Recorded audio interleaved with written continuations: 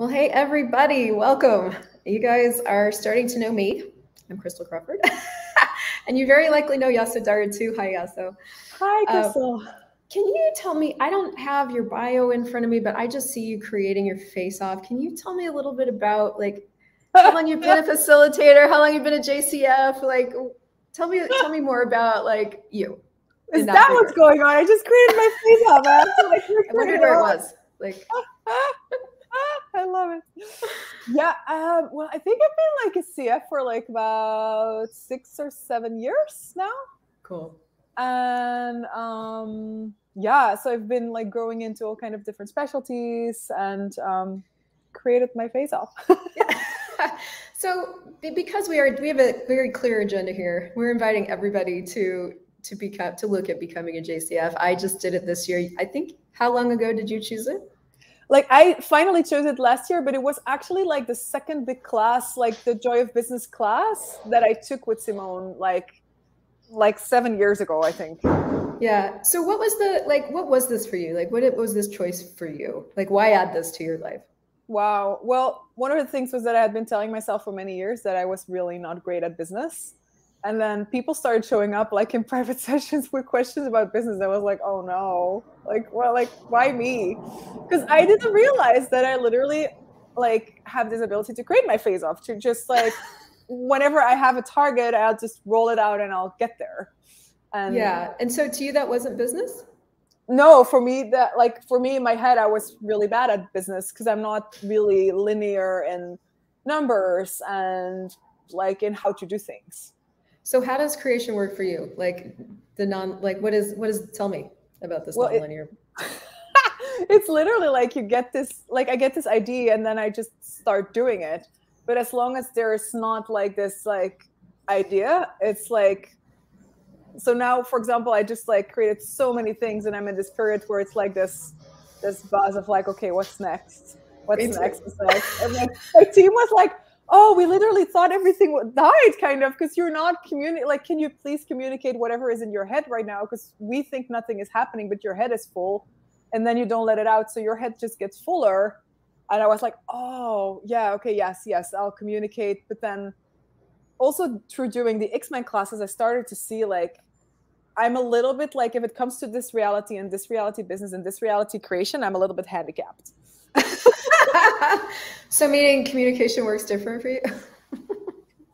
If somebody asked me and they used to do, because I used to be an artist and I'm still, but then people would ask me why are you creating this or what does this mean? And I would always be I don't really know. Even making a story out of it didn't make sense because basically what I was doing was following the energy.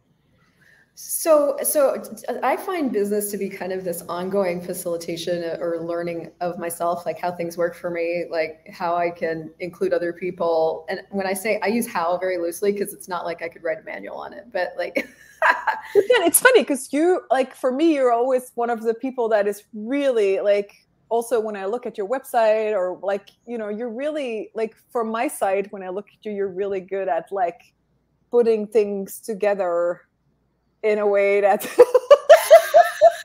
it's so funny how we see ourselves and how other people see us.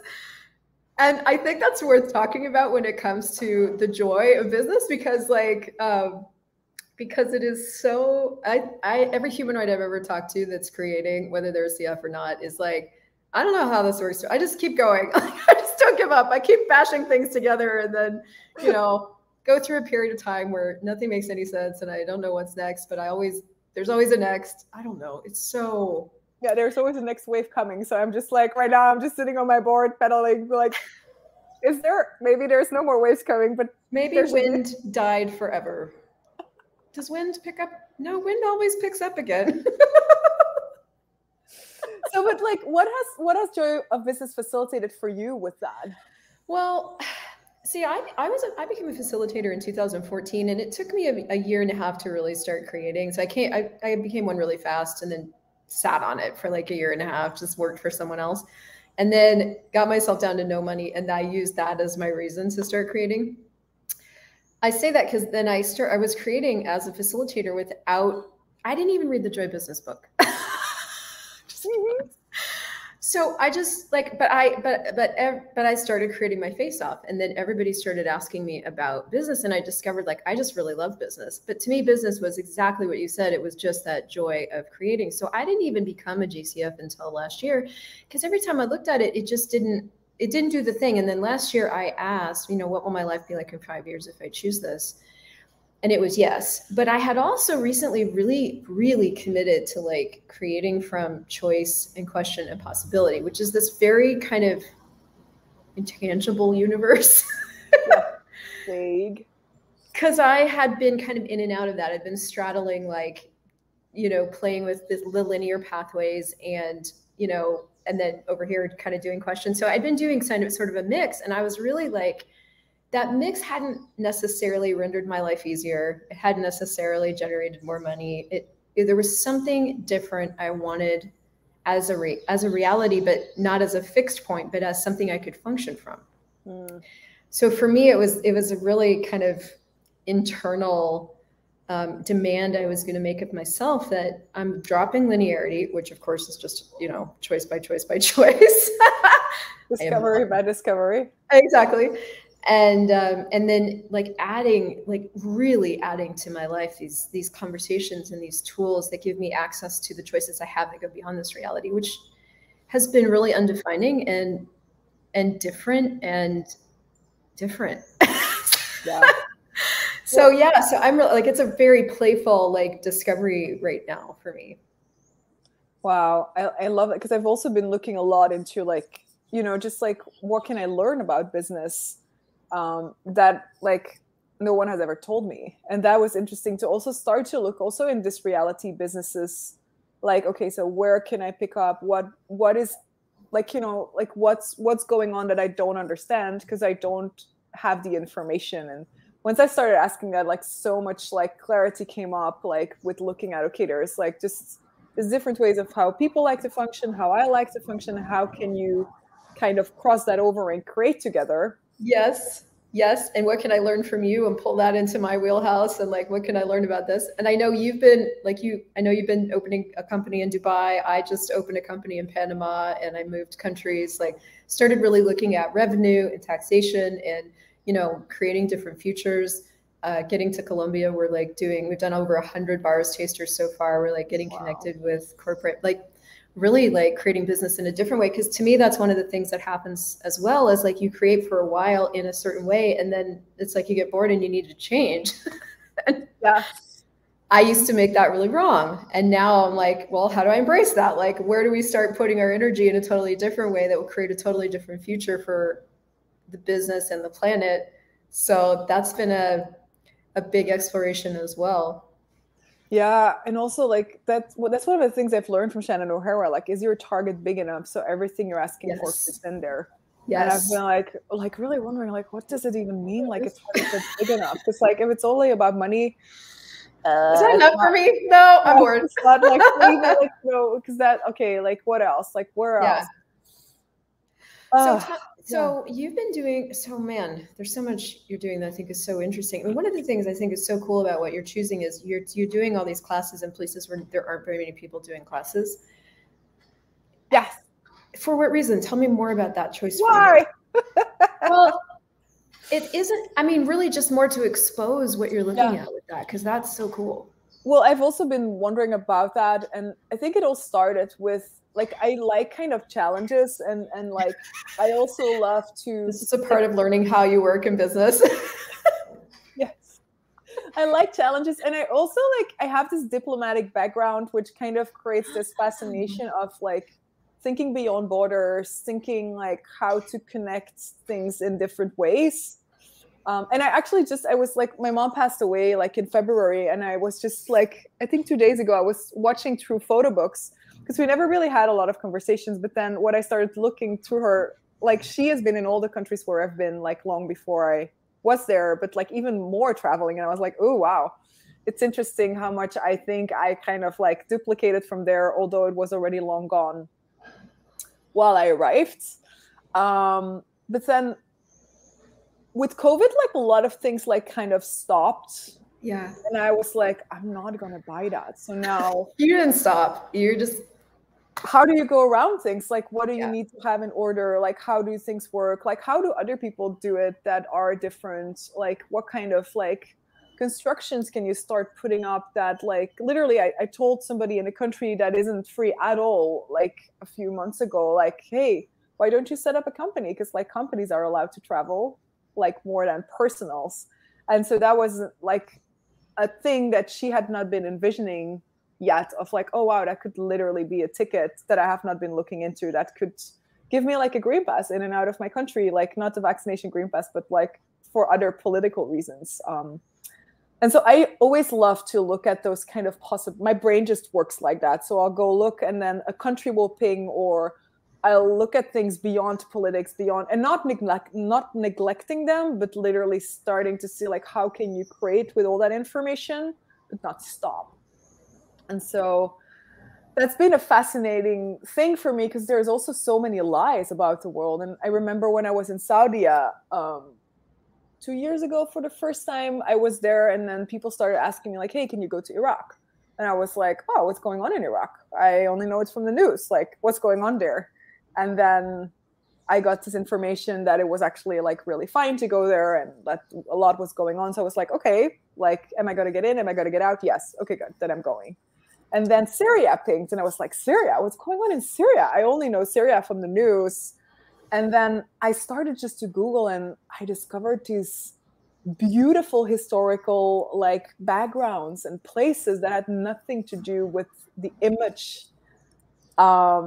And so I think I just became curious about like, wow, like what's actually going on in cultures, what's actually going on, what can we contribute, and what is possible beyond the limitations that like politics or governments or like whatever that like created realities are trying to make from us. Yeah, I'm actually really curious about what we can contribute in Iran. I know there's a lot going on right now, and I thought of you, and I thought of, I mean, consciousness. I mean, sometimes it's time, and sometimes it's not. But I've been really pulling a lot of energy, going, what's possible there that we haven't considered? Like, well, the interesting part also with Iran was that for many years, like my mom has been there like many years ago, so I would find some traces from that, and I was very curious about it. And then I thought like it's literally impossible to go there. And so I just met a client of mine who goes there like quite often, like not really now, because now it's like very heated, but like whatever I thought was going on there was like, no, it's actually fine to be there. And I was like, oh, so they don't like kidnap like Europeans or stuff like that. And it's like, well, there is there is all this kind of like realities, and like, you know, whatever is right now going on there, what can we contribute? And I would not necessarily go there right now, but then there's whatever we hear about, there is always like this thing beyond that I've discovered. Absolutely. I mean, so I'm living in Colombia now, and never in a million years thought I would. As an American, the one thing you hear about Colombia is cocaine and cartel. Two things: cocaine, and cartel. So I knew nothing about the country except that. And so when my partner is Colombian, we came here, and when we got to Cali, the thing that I discovered was not that. The thing I discovered was this ravenous hunger for access bars. Everybody was, I mean, I'm an object of curiosity here because there aren't that many North Americans here. And so we would end up getting into conversations about why are we here? And the moment access bars or access consciousness drops out of my mouth, almost every body here goes, what is that? And that actually, I had been asking the universe, and this is like so business done different, show me where the possibilities are available. Show me where the possibilities are available. And so of course things never show up the way you think. And we came here, and I was like, here? Yes. Here? Yes. It's in another language. Yes. You've also been asking for total receiving and total awareness. Wow. And so it's been really such an immense gift and adventure to get to be a part of the exposure of the people here, especially in this city, because Cali in particular is a city of many, many humanoids. It's an artist city. It's like it draws all the humanoids, and so to get to participate and expose the gift of consciousness here is just really an element of success that I don't think I even knew before I chose it. I couldn't articulate for myself fully before we chose it. So it's so wild, just like how much business exposes you to what success really is for you, and then you can just dive into that further and like explore it more. And so we're just going to go into corporations and like do it by the thousands now, because one at a time is too slow. Wow, that's amazing. But that's knowing me. I mean, I know myself now, and it's like if I'm not doing things on a sort of like whatever I've decided a bigger scale is, then I'm bored. So I can choose that, and that's been a gift of learning myself and what business is for me. Yeah, what you require. I think that's also like a thing where, like, you know, we do things often, like, and that's what you said, like, oh, I start creating for the money, and then I start creating for the target, and then, but then, like, I think one of the main questions that I'm still figuring out is like, but what do I actually require to have that sensation of like I'm thriving as a being? Yeah. And what I see, like also in these classes, in the 1-day classes of Joy of Business and the 3-day classes, is that like often like so much wrongness gets shoved off the table, and so much like creative potential gets like unlocked, reclaimed, unlocked. Yeah. Because that's the thing also, like most humanoids, like they think they're wrong anyway, and then if your whole life you've been trying to do it like everybody else, and kind of, you know, because like as a humanoid also you have this like capacity to kind of always succeed. If you decide you're going to succeed, you can make it work. You can make it work, and then it's like it's still like usually like more more advanced than most people do, so it will be tricky. Because like from the outside world, again, it's like, wow, yeah, you're so successful, you're really making things work, and then meanwhile you're just like, oh, I'm not really sure if this is like if I'm really succeeding as much as I could. But then also like what I've seen for myself, like you go look, it's so tempting to go look in all the wrong places, or what it actually would mean for you, what you yourself require. Yeah, well, it's like there's all these people proposing the answer to what success could be that kind of looks like what you think it might be. But what I've discovered is that where I'm discovering what success is for me is in the deep diving into the pings and the hits and the senses and the urges that I have, you know, and that's the only thing that leads me there. And it's been, And then I ran out of words and I have nothing else to say about that. Oh man, thank you so much. This is so awesome. Can you, I don't know if you can maybe articulate this, but what's one of the greatest gifts that choosing to add this to your life has given you? I think it like,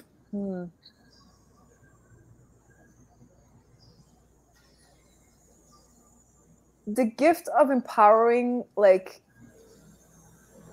I think as a facilitator, like, what is it you know about business, and have you allowed yourself to know that? Have you allowed yourself to create your access business also in the way that you knew is possible, or have you been created as you thought it was supposed to? Yeah. And so for me, this is like this ongoing, again, like exploration, although like, you know, I'm far out of what most people are doing already, but then still I'm trying to like, you know, just like think around.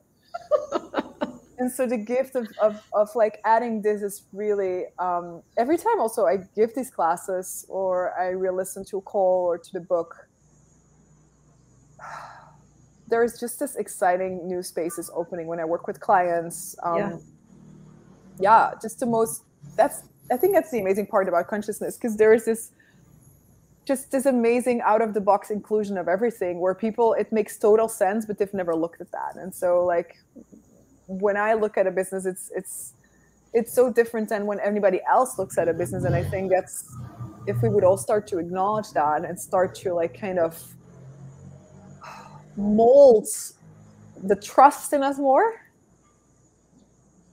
I wonder where we could start to create and who we could start to create with.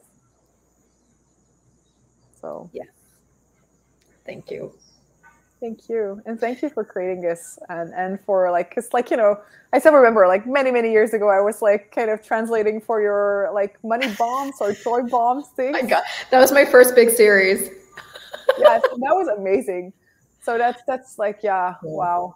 Thank you. I appreciate it so much. And I appreciate you. And for those of you guys watching, you're more than welcome to join us. This year's theme and energy is follow the demand. Gary's been really clear with Simone. He's like, you need to be facilitating a business done different every month, which she's not choosing yet, but the demand is growing. Wow. So, you know, if this is pulling you guys, let us know. We can get you registered. And otherwise, we'll keep going. Yeah. Thank you so much. Thank you, Yasso. We'll see you soon. Okay. Bye for now. Bye.